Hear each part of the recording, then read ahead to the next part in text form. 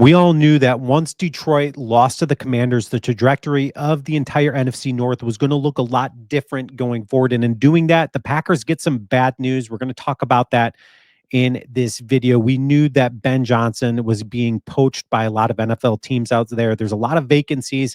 Aaron Glenn, the defensive coordinator there too, was going to be taking a lot of interviews, which is going to change the trajectory of the Detroit Lions going forward, in my opinion. Leave your comments. Let me know. Now that Ben Johnson has become the head coach of the Chicago Bears, are you at all concerned, or are you just like, hey, you know what? It's the same old Chicago Bears. I'm not worried about them. Leave your comments. Let me know your thoughts there, because if there was any hire out there that I would have been a little bit worried about for the Bears going and getting, and I think Poles is a great GM. In fact, there was a couple of weeks ago that I heard the Bears were thinking about firing Poles as the general manager, which would have been hilarious because that's the only good thing that has happened within the organization for a lot of years, right? So Ben Johnson is that guy, the offensive coordinator coming from Detroit, that I think could potentially change the trajectory of the Bears offense and help Caleb Williams. So that's not great news for Packer fans out there, because I can easily see a scenario where this Bears team ends up being the Minnesota Vikings of this last year, where all of a sudden it's just like, man, where did the Chicago Bears come from? Where did the Minnesota Vikings come from? Because all of a sudden they are a team to be reckoned with. Now, it is been reported that Adam Schefter is saying that Ben Johnson is already assembling his staff. He's looked at former New Orleans coach Dennis Allen as the leading candidate for the defensive coordinator position in Chicago. The Bears are also heavily pursuing the Saints interim coach Darren Rizzi to be the special teams coordinator, according to Adam Schefter. So the Bears are starting to get to work. Okay, so Ben Johnson, super successful in Detroit. We all knew that as the offensive coordinator. And in fact, Ben Johnson will be tasked with getting Caleb Williams up to speed the way that he did Jared Goff in Detroit. Goff had a 46 total QBR the season before Ben Johnson took over as the offensive coordinator in 2022. That improved to 63 in Johnson's first season as the OC. You can take into effect that the Lions have made it quite easy on them because they've had a great offensive line there, which then limits the amount of pressures that Jared Goff has, which then he sits back in the pocket all day long and he picks apart. He's a great quarterback when you give him the time.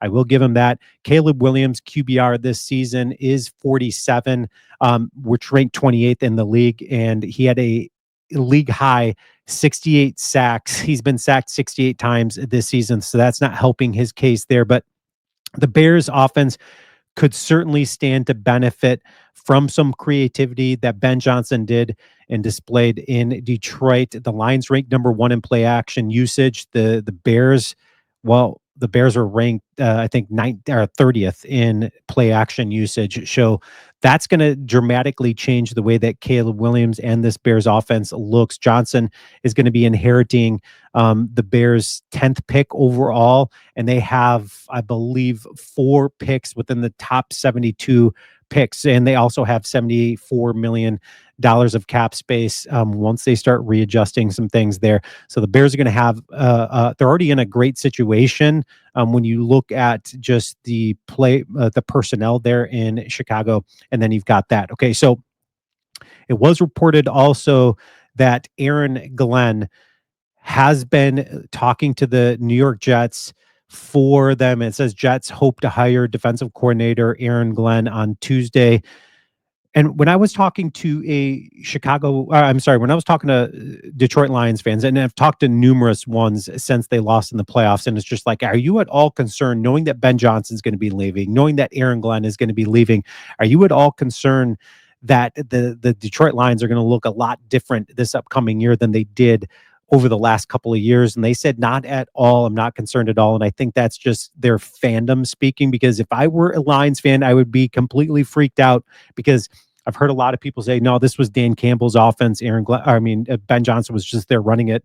Beg to differ. That was Ben Johnson's offense, and that was just Dan Campbell's aggressiveness, going for it on 4th down and doing what he did there. Of course, I'm sure Dan Campbell learned a lot from Ben Johnson since he was there. But I think the Lions are going to take a step backwards in the wrong direction. Losing Aaron Glenn, an offensive genius mind like him, And then you're going to be losing, I'm sorry, Ben Johnson. And then you're going to be losing Aaron Glenn, the defensive coordinator. Their defensive coordinator, Aaron Glenn, I don't think that's going to be as big of a loss. I think there's a lot of good coordinators. In fact, they can get Matt Eberflus to go there and be the DC in Detroit. I think they would be just fine because I think Eberflus is a really good defensive coordinator. Aaron Glenn just became a little bit too predictable, in my opinion.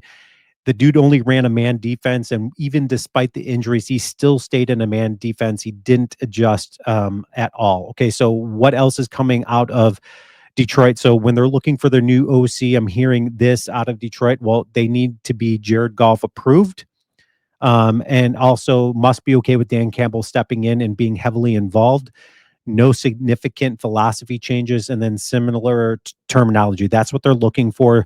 I don't necessarily think that they're going to find that guy. I think that's a pretty tall ask for any OC coming in there with Dan Campbell over your shoulder, and then also the buy-in of Jared Goff there.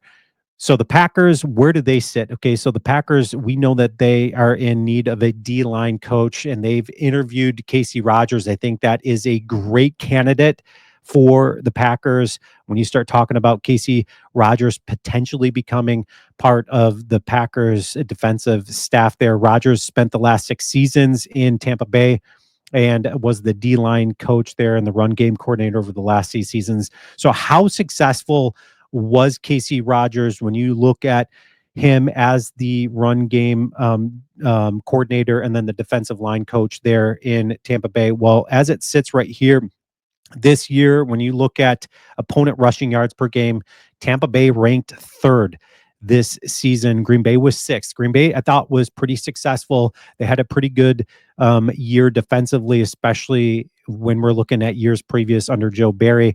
How did they do the year prior in 23? Well, Tampa Bay was ranked only fourth, right? So they went from third this year, fourth the year before, and then the year before that in 2022, they were 15th. So still pretty respectful. What about sacks?